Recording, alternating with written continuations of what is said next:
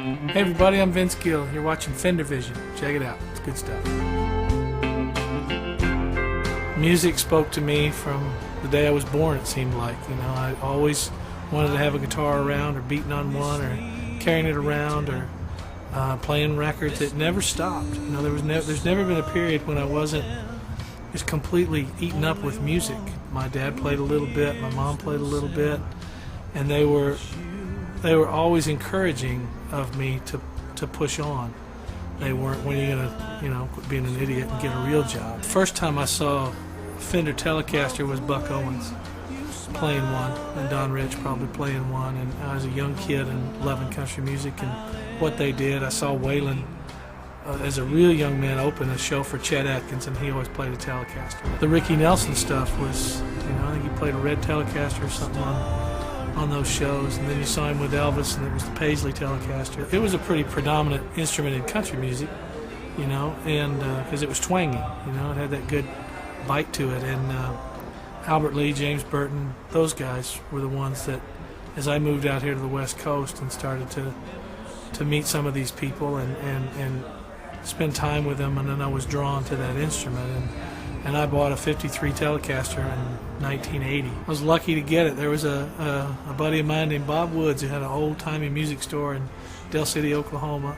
I was back visiting my folks, and him and a fella named Larry Briggs did a big guitar trade. I think there were about 20, 25 guitars that I'll trade you these 10 for these 15, you know, or something like that. And I watched this trade go down, and then I saw that one go by, and before he could kind of get a grasp on what he got, you know, in this big trade, I go, hey, what do you want? What do you want for that old Telecaster? Oh, $450. I said, I'll take it, you know. And every time I saw him until the day he died, and he'd look at me, he goes, you got to me on that Telecaster. You got such a good deal. I said, well, I've made it worth it, haven't I? You can take 10, 53, 52, whatever year you want, and go plug them in side by side with that one that I've played forever. And there's something about my hands and that instrument that only sound like that one. I'm building a studio in the house, and I like to design. I like to monkey with stuff and take walls out and pick this out, and I didn't like the material on the walls of the studio, and I just was thinking it didn't look good. And I was carrying this old tweed amp into the room, and I looked at it, and I looked at the coloring in the room, and I said, what would be cool is if you could do the walls with this old Fender tweed, you know. So I called my buddy. I said, hey, is there any chance we can get any of that tweed? And he goes, yeah, we can get you all that you want, you know. And we learned how to, you know, shellac it and amber it so it'd take on that old kind of leathery golden tone that it has, you know. And so the whole studio is, all the walls are tweed, and then the ceiling is the grill cloth, so it looks like you're in a giant amplifier.